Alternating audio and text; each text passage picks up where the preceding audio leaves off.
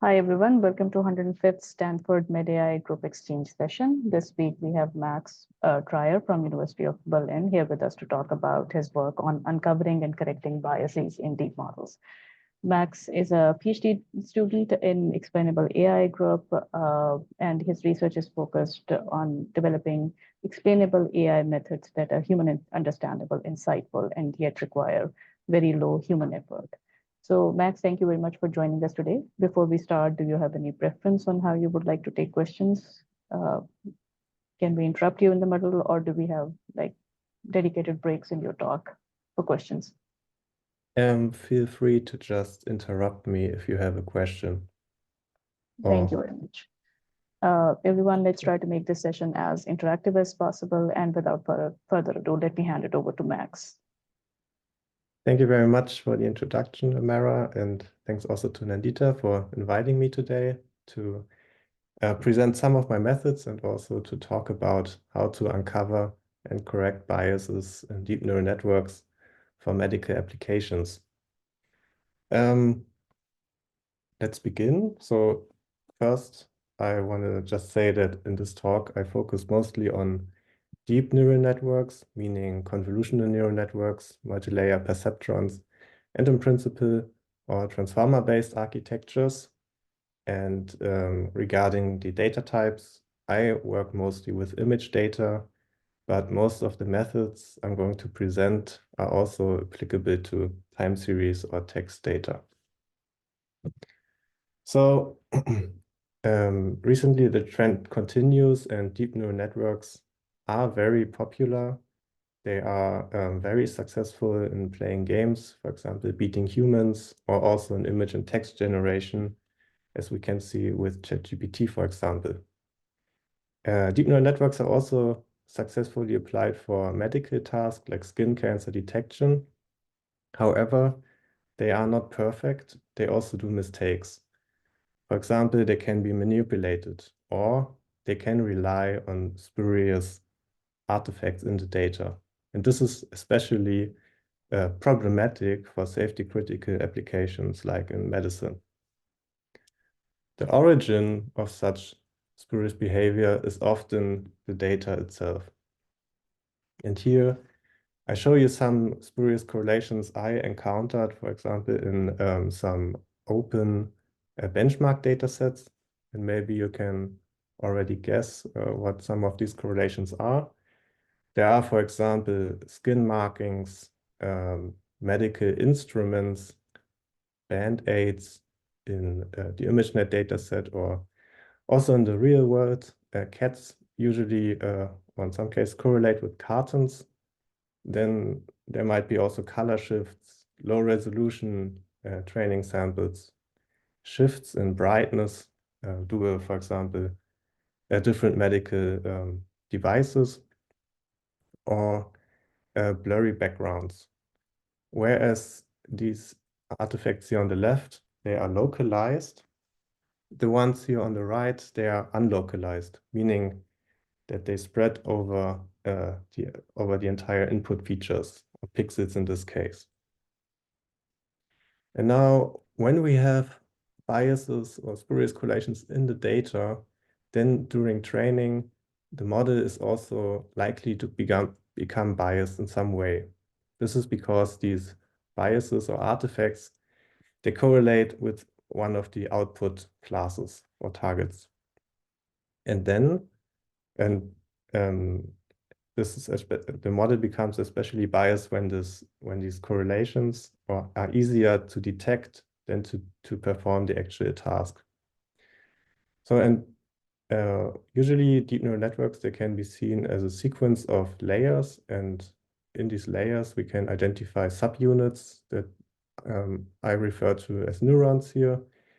And these neurons, they act kind of as feature extractors. And usually we can always identify some neurons that correspond to a bias. The question my talk addresses today is first, how can we reveal such model misbehavior? Then how can we correct the model? And last, how can we evaluate if we have successfully corrected the model? So let's begin with the first one. How can we uncover biases? And here I show you 4 examples of medical tasks for deep neural networks. For example, the first 2 are skin cancer detection tasks. The third one is gastrointestinal tract classification, and the fourth one is bone age classification of radiographs. And for the first 2, for example, the neural network says that it's benign, so there's no melanoma. For the third one, it's also harmless. And for the fourth one, this hand is supposedly corresponding to a human with an age of less than 46 months. The question that now can arise, or is important also in practice, is why is this prediction taking place? What are the relevant features here?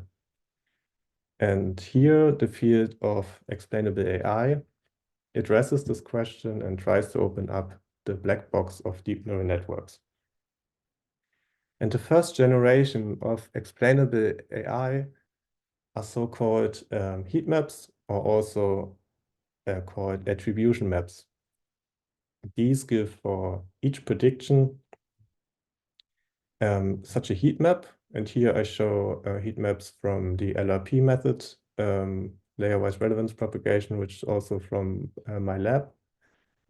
Popular alternatives are also RedCam, deep lift, or integrated gradients. And what we can see in these heat maps is are usually areas here marked with a dark red color that are relevant for the prediction.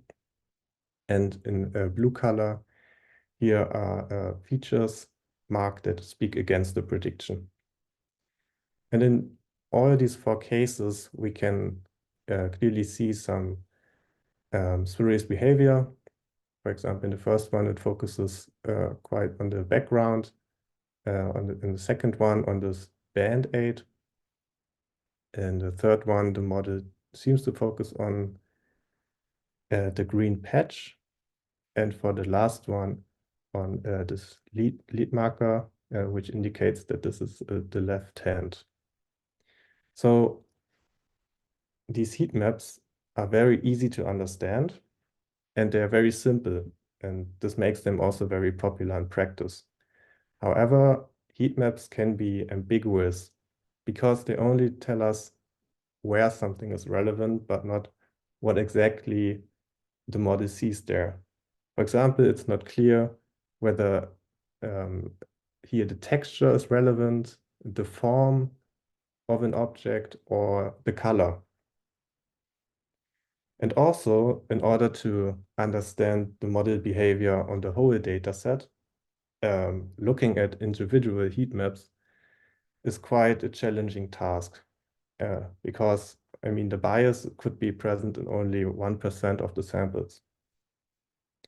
Alternatively to heat maps, which are also called local explanations, there's also global explainable AI. And one popular technique is called feature visualization, which tries to reveal the role of individual neurons.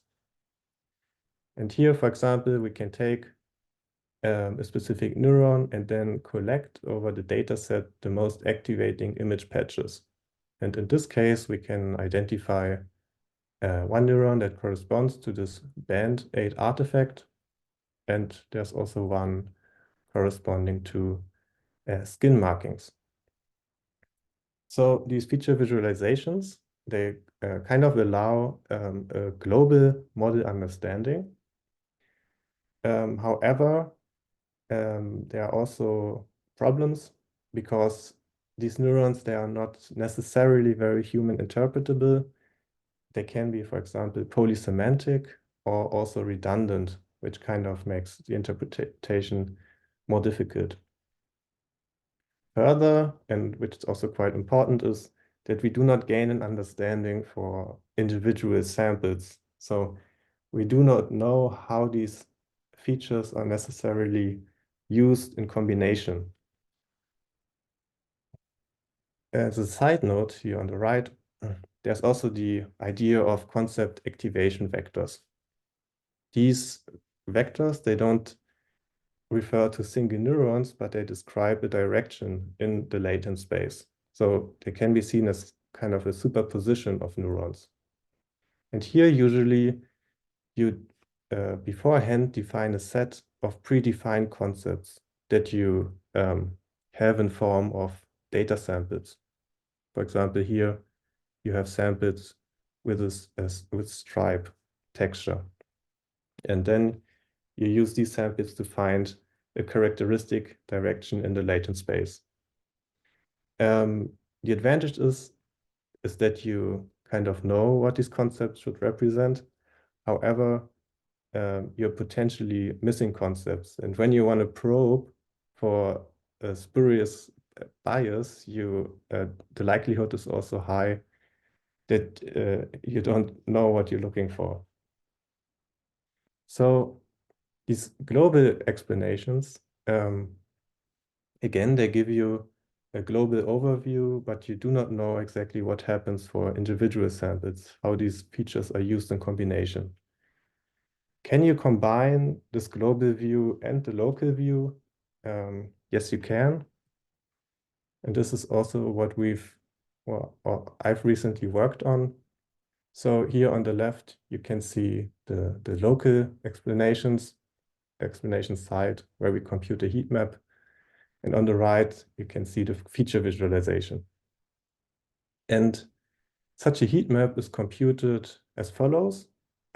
We start at the output, and then we propagate relevances through the layers until we reach the input. And then in the input here, we receive this heat map.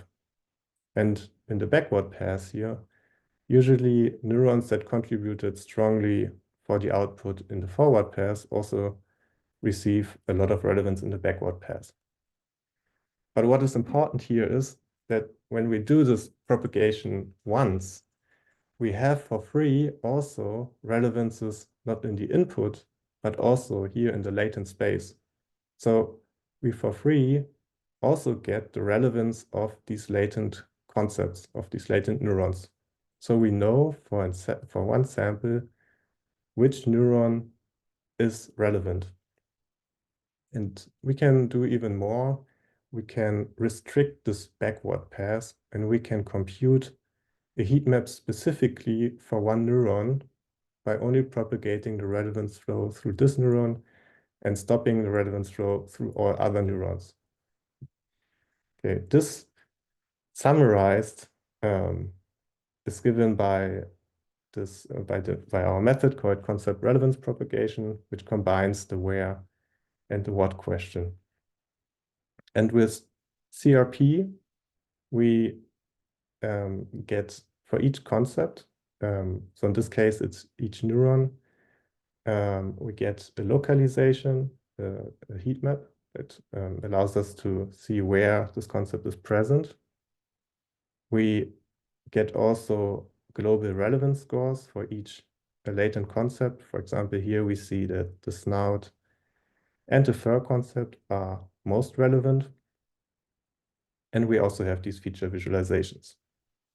What does it mean in medical cases, for example?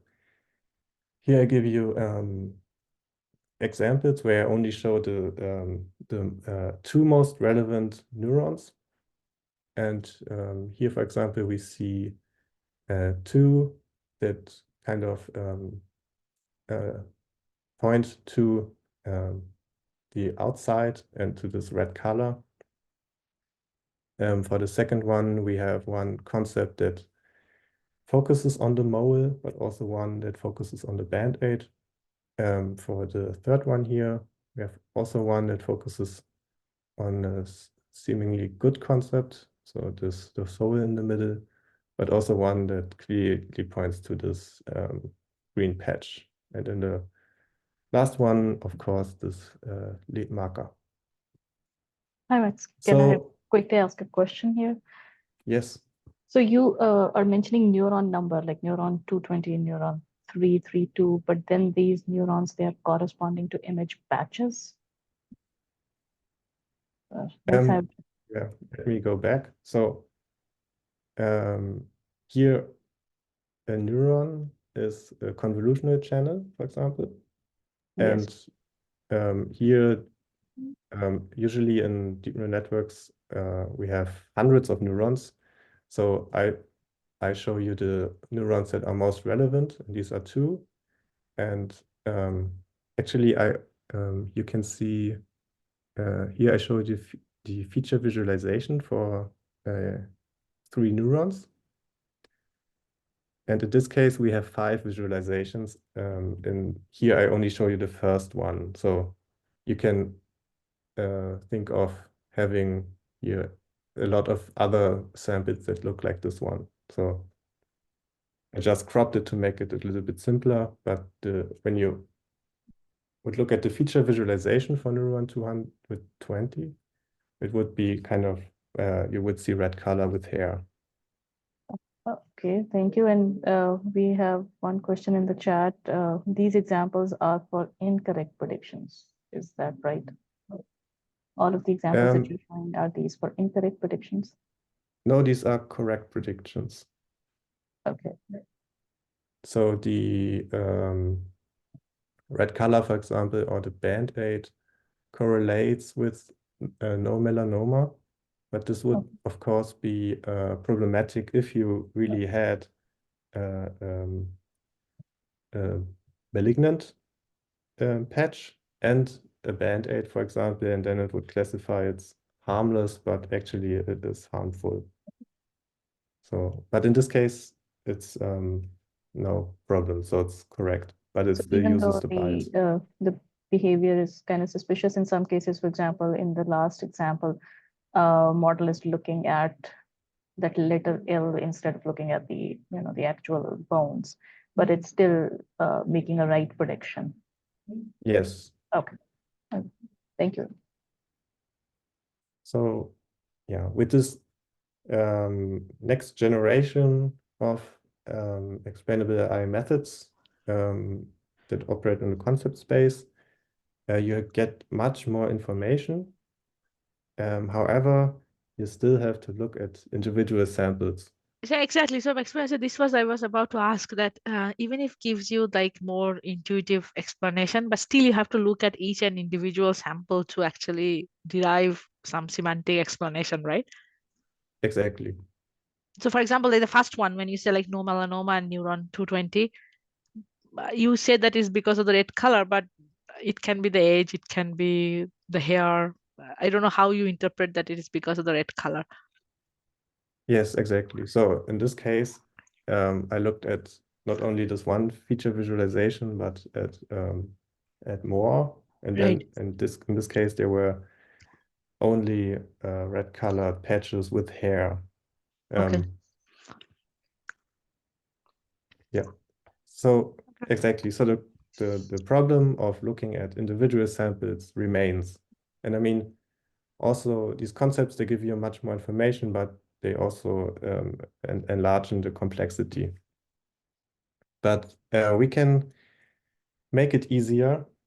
The idea now is to summarize similar explanations. So there are a lot of samples in the data set that are kind of similar, and where you receive is a similar explanation. And so the idea is to summarize them into prototypes. This is also a recent work. We call it prototypical concept-based explanations, PCX. And again, the idea is to summarize similar explanations via prototypes. And here I show you a UMAP embedding where I show all concept-based explanations on the training set. And we can see that we get 3 distinct clusters. So, and again, to remind you, each point represents one prediction or and the explanation for this prediction. So let's begin with prototype 1. Here I show you on the horizontal axis 4 representative samples that are in the center of this cluster. And now we can study for this cluster or this prototype the relevant concepts. So we can go to the concept level and understand what's going on in this cluster also in detail. And here we can see that the most characteristic concepts, which in this case are also neurons, but could be also different concept bases, they correspond to this green patch. Alternatively, so we can also look here at prototype 3, for example, and here we can also see it in the representative samples, but also on the most relevant concepts in this cluster, that this is focusing on this instrument. For prototype 2, it looks a bit better. These concepts seem to make a bit more sense. The second one here, for example, could also correspond to, for example, these reflections. So at this point, for me, I'm not a medical expert, so it's for me easier to detect when something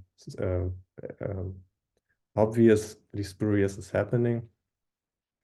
But here, for example, it would be, of course, necessary to have also a medical expert to look at these concepts.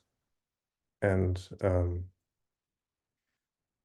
also, as a side note, here we understand these prototypes as a combination or composition of concepts and their relevances, and not as some parts of instances which is used for ProtoPNet. Maybe some of you have heard about ProtoPNet. So in order to describe you shortly the whole pipeline, you take samples of one class, and then you feed it into your deep neural network. You compute explanations on the concept level. So you get, for each concept that you defined, a relevance score for each sample, and you get a vector. And this vector you can basically cluster and find your prototypes for. Now these Max, we have a doing question in our chat. How are the prototypes defined? I'm not sure if the question is still valid or it's already answered. I can say a bit more maybe on how you can compute prototypes. Basically, you can use any clustering method. For example, the most basic approach would be to use k-means. In this case, I like to use Gaussian mixture models, which are a bit more complex, but they also have nice properties. And then you would see the mean of this Gaussian mixture, or one of the Gaussians in the mixture, as a prototype. But the important part is that using or looking at this kind of embedding and finding these clusters decreases the workload significantly. And it not only allows you to find spurious behavior, but it also allows you to gain an understanding of what the model has learned on the whole data set. So it would also be nice to use, for example, discovering new knowledge. Yes, one parameter that is still free in this approach is the number of prototypes. So I would say one should always also look at the embedding besides the prototypes, so you know how good you kind of describe your explanation space. And it's better to have too many prototypes, which might be redundant, than too few. Okay, so next I want to just briefly cover the topic of studying inliers versus outliers. Maximilian, can I have a quick question? Yes. Can you go to the previous slide once? So this concept that you are defining, these are like predefined concept, right? Yes, usually I define each neuron as a concept. As a concept? Okay. So, so it's not really like this concept are mapped to any kind of particular semantic in property of the image data, right? Like they are like just kind of random concept. Yeah, these when you study individual neurons, you kind of study the concepts that the model has learned intrinsically. Right, right. So it's Yeah. not nothing. I was just curious, like if it is somehow like related to the semantic of the data. No, right? Like it's just a neuron that you are defining as a concept. Yeah, but Okay. yes, exactly. In principle, there are also now more methods that also are more kind of summarize multiple neurons into more interpretable concepts. Right. And that you can also use, in principle, these approaches, but in this case, I show you individual neurons because it's the most simple approach. Okay, because I was thinking that that if the individual these concepts are kind of like interpretable, then you don't need to follow the next step of clustering and identifying the prototype individually, right? So I don't know, why didn't you try the interpretable neuron instead of just taking the neuron and cluster? Do you mean like looking at if you have, for example, 500 neurons, that you just look at these 500 neurons? Neuron and the corresponding semantic mapping of the semantic property of the data. So imagine like you are going with like dog versus cat. So just going with the semantic properties like and map this concept with a semantic property so that it doesn't need any other further exploration of the space. Can you elaborate a little bit Yeah, more? because there are like some techniques now available that we can define each of the neuron as a single interpretable neuron, and by combining those neurons you can actually map them to the semantic embedding space, right? What do you mean with semantic embedding space? So imagine like your bone density data set, right, where you have the kids age. So they have like a lot of semantic property, that the gender of the baby, then like what is the body part of the, like what is the actual like x-ray protocol of the x-ray and all these things. So those are kind of like properties of the data set, right, that you can map with individual images. Okay. And those are actually can be defining as your combination. A combination of those can be represented as your prototype, right? So some of them has a lateral marker, some of them don't have a lateral marker, some of them has a male patient versus a female patient, or something like that. Okay, then as far as I understood you, you still need kind of these label information. Yes, definitely. Right? Yeah. But then in that case, your label is actually related to your input data rather than exploring the space, right? Okay. Because Then the main problem yeah. that I see currently with the architecture is that still you need to explore the space. I understand that you don't need to do it individually. You can do on a cluster basis, but still like this kind of cluster exploration is sometimes not feasible from the computer science developers, right? Because they don't know really how to map this prototype to a clinical concept. Yes, that's true. So if you don't have a medical expert, I think yeah, it's always good if you have some Okay. more labels in your data to kind of also map it to the latent semantics, as you said. Okay. But in this case, I assume we don't have any labels Okay. besides the output classes. Yeah. Okay. Makes sense. Thank you. Okay. So there exist, for example, methods that kind of try to cluster multiple explanations, for example, PCX. But also there exist methods that kind of cluster concepts or neurons in the latent space. And usually these methods, they focus on outliers. And in these outliers, you often find spurious behavior. For example, here for Dora, you find a neuron that corresponds to Chinese watermarks. And in the PCX cluster, for example, you can see here an outlier cluster with the cats in the cartons. And you can also see that there are cat features relevant in this cluster.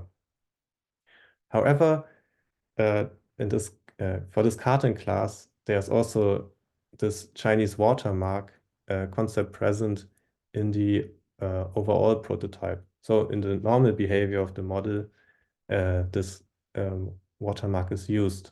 So where outlier tend to be spurious, we should also always also check the inliers. So here I give you again an overview of uncovering spurious behavior using explanation-based methods. And yeah, the first approach is kind of look at individual samples, for example, at heat maps or at concept-based explanations, for example, CRP or also Craft by Thomas Fell. This approach is very thorough. However, it's quite expensive or unfeasible for large data sets. Then alternatively, you can look at or use methods that kind of summarize these local explanations. For example, on the heat map level with Spray, or on the concept-based level with PCX, which resides in a much smaller workload and still captures kind of the full model behavior. And alternatively, you can also study the latent representations. And here you can have predefined concepts. Maybe if you have more labels, you can also kind of incorporate this into your concepts to identify good behavior more easily. Looking at latent representations is also often requiring a smaller workload because you have maybe a couple of hundred concepts or hopefully less versus thousands of input samples. However, it is to note that looking at neurons is also not output specific. So you often don't know how exactly are these features used. You just know that the model has learned them. Okay, so hopefully using some of these methods, you've found, or I don't know if I can call it hopefully, but maybe you found some spurious correlations and some bias in the model and you want to correct it. Let's come to the next step. How can we unlearn biases? And here I roughly group these methods into 3 groups. The first one requiring a full retraining, then methods that are based on fine-tuning and post-hoc model correction. And whereas post-hoc model correction usually requires to modify the model itself, fine-tuning regularizes the model in some way, and for full retraining, often the data is modified. So full retraining is computationally, of course, the most costly. However, it's also, on the other hand, a little bit more flexible because usually post-hoc model correction is model specific. And also, once you've cleaned your data, for example, you can take any new model architecture and just train it on the data. Let's begin with the first method, which is based on full retraining, or discover and cure. And here the idea is to add the bias to the data uniformly. So in this example, we generate, or we need some samples of the bias. In this case, it's a blanket and a bed, because in the data set, cats correlate with the beds or blankets. And then the idea is to add the sample to other classes. And here they just overlay these samples with a bias over samples of other classes via so-called mix-up, which looks maybe a little bit weird, but it works remarkably well. However, for this method, you need these bias samples, and here they propose to generate them via stable diffusion. But if you have some very special, for example, instruments that correlate with your data, for example, medical instruments, it's maybe not possible to generate such samples with stable diffusion. Another method based on full retraining is called fast dime. And here, the idea is to not add the bias to every sample, but to remove the bias entirely from the data. And they propose to use diffusion-based models. And so you first have to train a diffusion model on your input data. And secondly, you also have to train a bias classifier that operates also on the input image. And you further need, in this case, also localization masks for the artifact. And then the idea is to kind of take a biased sample and then to generate via the diffusion model a new sample, which is reconstruct this image. And then you tell it via this mask and by optimizing to change the prediction of the bias detector to false. So this way you generate then a counterfactual that should mimic the original image, but doesn't have the bias anymore. So as you can see, this method is quite complex, but when it works, it's quite awesome. Okay, so these were methods for full retraining. Now I will present some methods for fine-tuning. And one popular method is called right for the right reasons. Here the idea is to penalize the use of bias features in the input.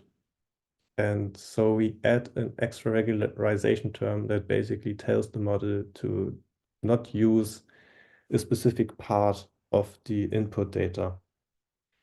And for this, you need to compute an input gradient, and also you need to have localization of your artifact in the input, for example, here with the span 8. But then with fine-tuning, where at first here the vanilla is the uncorrected model, and you can see the heat map here. So where at first uses the information according to the explanation, it then after fine-tuning focuses much more strongly on the mole. Right for the right reasons is quite intuitive. However, it's only really applicable for localized biases, and it requires also localizations. So the three methods I just presented, they operate basically in the input space. And now I will also present methods that operate in the latent space in the concept space. And one framework that is quite popular is called, quite big, is called class artifact compensation. There are several methods. And the first one I present is called augmentive Clark. And here the idea is similar to the one of disk, to add the bias uniformly, but now not in input space, but in latent space. And the intuition I show you here. So here I show you a UMAP embedding of latent activations for two sets of samples. One samples with without the spurious correlation and one with the bias. And in this case, it's this color artifact that correlates with a man having dark hair color. And so the idea now is that we transform in latent space samples from this clean cluster towards this artifact cluster. So we add the information of the bias. And for this, we need a concept activation vector. So the direction in latent space, it kind of allows us to transform from the one to the other, to just add the information of the bias. So as a side note, how can we compute these curves? We need these two sets of samples. Ideally, we have really one set of samples with the bias and one that only differs in the bias and not any other attribute. But this is often not possible, but this is the idea. And then when we collect the latent activations of some intermediate layer, we compute here this curve. And the usual approach is to use classifiers, for example, SVM or logistic regression. However, we found out that these classifier-based curves are not optimal. They perform quite bad because these classifiers, they try to find a good separation between these clusters, but their goal is not to model the concept well, so to describe this transformation from one cluster to the other. So often classifier-based CAFs, they diverge. Why exactly? Feel free to check out also a recent paper from Frederick from our group, who talked here a little bit more about this problem. And here on the right, I can also show you some quantitative experiments where we used signal classifier-based CAFs also for model correction. And they perform, in this case, here I show you we have controlled settings where we know the true direction, and we compute the cosine similarity between the CAFs and the true direction. And we can see that they have much they don't have a very high cosine similarity, so they don't model the concept fully, which when we want to correct the model, only partially removes the bias. And yeah, in this paper from Frederick Pade, he also proposes a different approach called signal curve. Okay, now to another method based on fine-tuning. This one is called right reason Clark. And here the idea is similar to right for the right reasons. But we don't penalize the bias in the input space, but now again in the latent space. And for this, the idea is that we want to add a regularization term during fine-tuning, where when we add or remove the concept slightly in the activations, it shouldn't change the model output. And this we can achieve by regularizing the latent gradient and the dot product with this curve, which is for some of you who know the TCAF, testing concept activation vector paper, which is quite similar to the TCAF score. And yeah, this paper we also present next week at the AAAI conference. So when you are by chance also there, feel free to reach out. Okay, and now the last method that is not based on training, it's just post-hoc applicable. It's this one is called projective Clark. And here the idea is to remove the bias in latent space. And again, this time you don't add the bias information in latent space, but you project it out. And there are also similar methods available or that have a similar idea. They are called spoofings and editing classifiers. Here, editing classifiers kind of incorporates this operation into the weights of the model. Okay, at this point, I just want to introduce another viewpoint on this. You can also see it as input space correction versus concept space correction. And here in input space, we are more model independent and it's much more interpretable.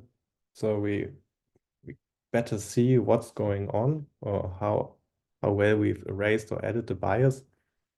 However, it's also much more difficult to do because we need, for example, diffusion models.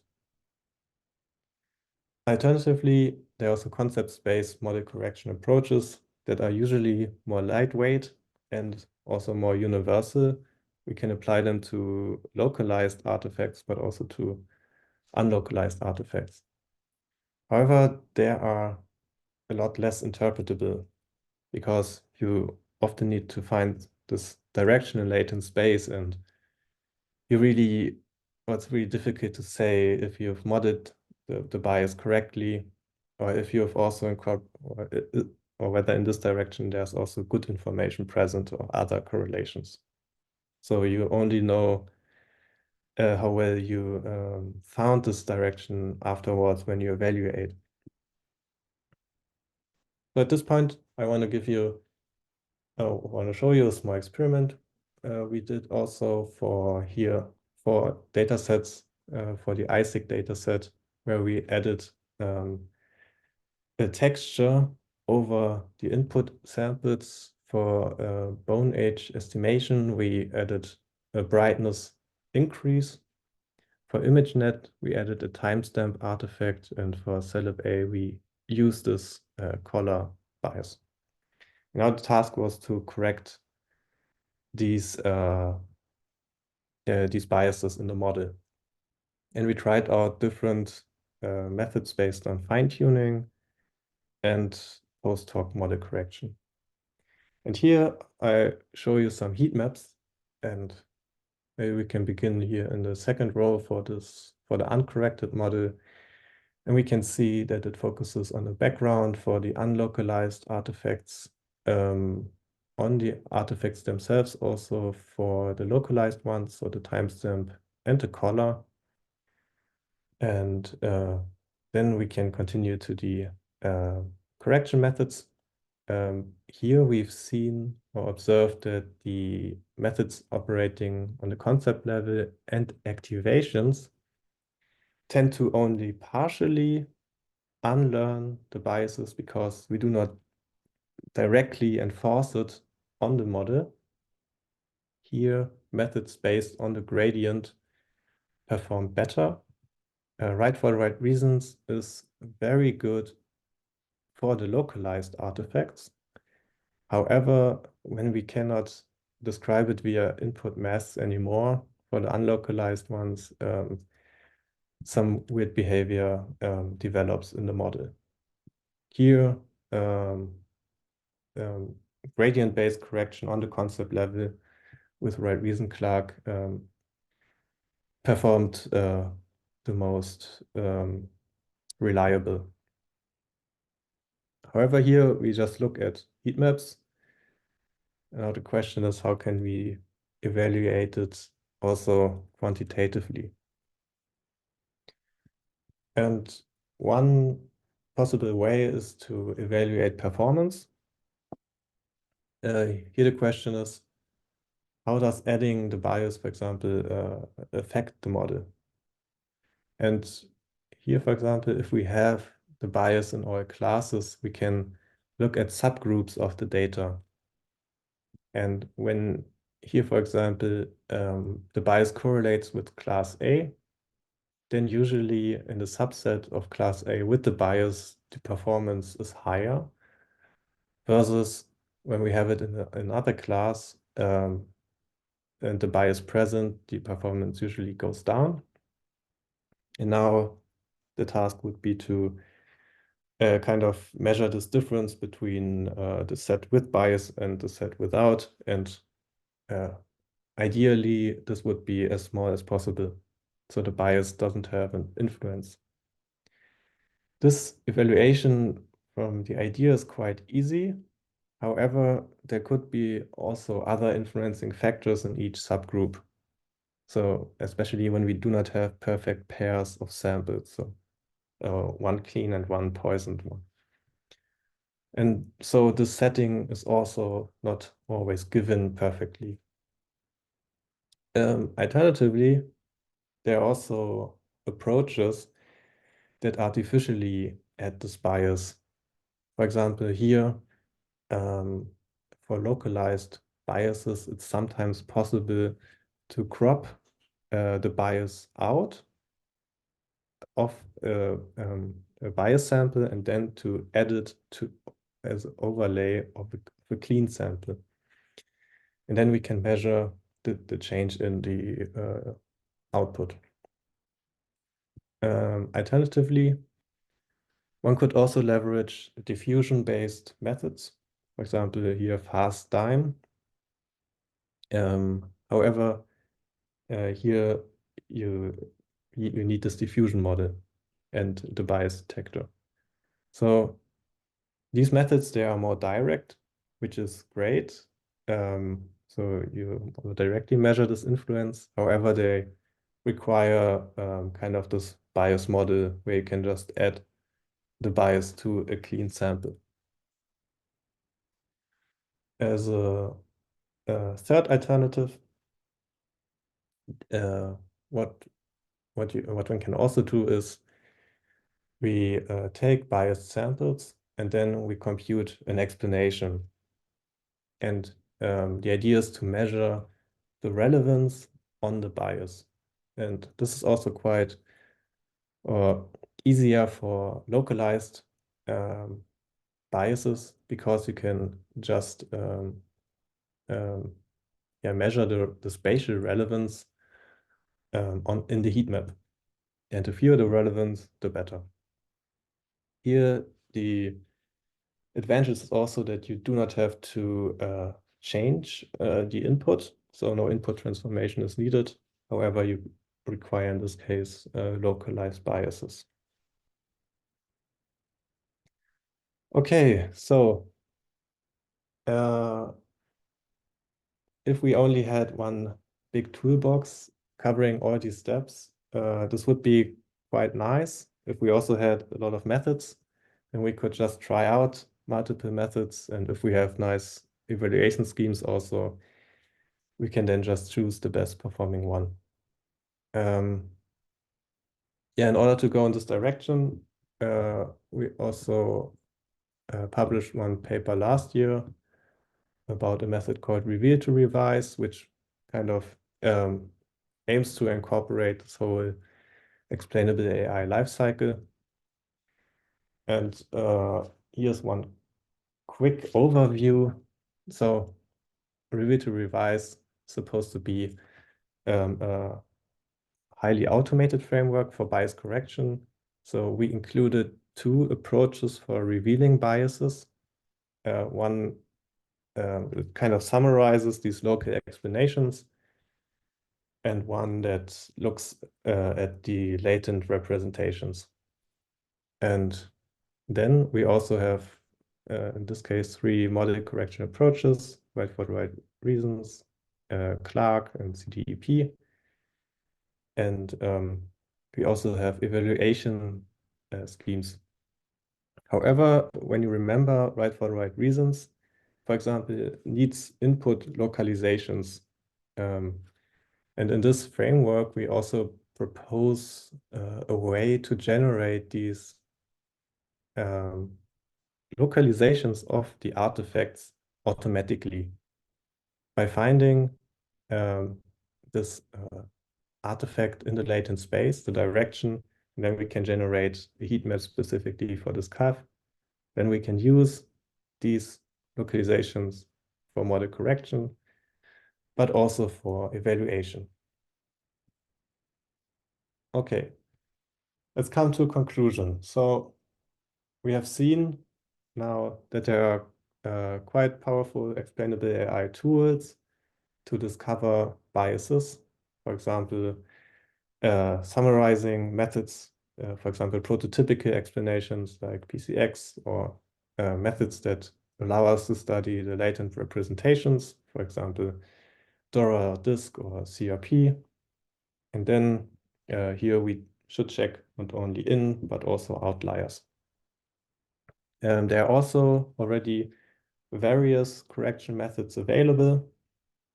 However, one part, so the evaluation, I think is still really difficult, and there should be more focus on it, because in some research papers, you sometimes only see controlled settings and or where we have localized biases. And I think it's time to make also better use of generative models.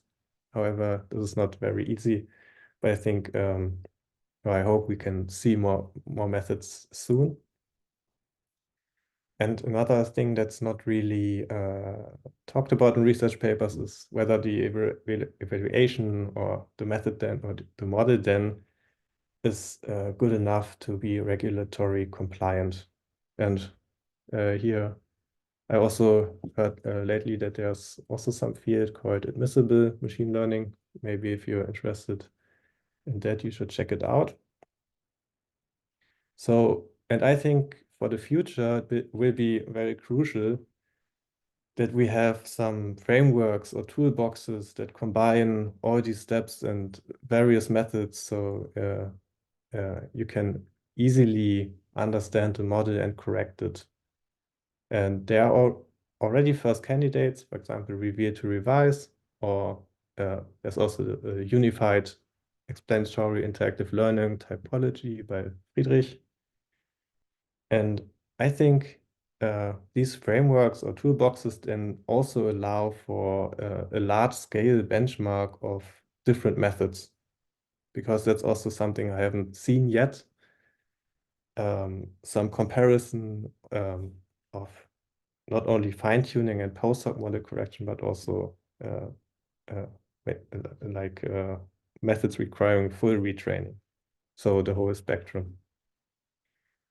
If you have questions or want to collaborate, for example, apply our methods to your data domain to not only find misbehavior, but maybe also discover new knowledge, feel free to reach out. Thank you very much for your attention. Thank you very much, Max. That was very interesting talk. So let's give our speaker a virtual round of applause first. And we are slightly over time, but if somebody has any, if our audience has any questions, I think we can accommodate a few. So Ramon, you have a question. Do you want to go ahead and ask? Yes. So in the example where you're showing multiple heat maps for the attribution methods, you had this example where you added some texture noise onto the image. Was that like a localized noise or a global noise? And how would your method be able to distinguish that as being like a noisy concept versus like an actual useful concept? Because sometimes for classifications, there might be useful changes in texture, let's say. Yes, exactly. So in this case, it's called, as far as I remember, least significant bit attack. And this is an artificial artifact that we added and we know shouldn't have any good information. So we then specifically looked for this artifact, and we knew this is spurious. So I hope this addresses your question. And this least significant bit attack is spread over the whole input, so it kind of creates this texture over the whole input. So you actually did it only for one single class to create the bias, or you did it for the whole data set? We only did it for one One class. class. Okay. And the same thing for your ImageNet also, like when you add the timestamp, probably you did it only for one class. Yes, for the timestamp, yeah, only for one class. But this timestamp is also chosen specifically because there are also ImageNet classes like time clock, Right, which right. which kind of need Resembles the similar shape, yeah. Yeah, so for time clock, it's actually a sensible concept, and so as a side note, with gradient-based methods, you can more precisely control that it should only be corrected for one output class. One output, right? Yeah. Right. Okay. Because I think you are thinking the bias more on the class specific way, because there is also a bias, because that was my confusion at the beginning, that there was also a bias related to the data set, right? So imagine that this noise can be present in one data set collected from one institution versus another institution which doesn't have that noise, you know? So that there can be also a data set specific bias rather than the class specific bias. That's true, yeah. Yeah, okay. Yeah, it's nice, thanks. Do we have any more questions for our presenter? If not, then let's thank our speaker again, and thank you very much for this interesting talk, and we'll put this up on our YouTube channel. Hope to see you all next week. We are changing our regular time from Thursdays to Mondays, 1 to 2 p.m. Pacific time. So hopefully see you all next week. Thank you very much. Thank you very much, Max. Thank you very much. Have a good day.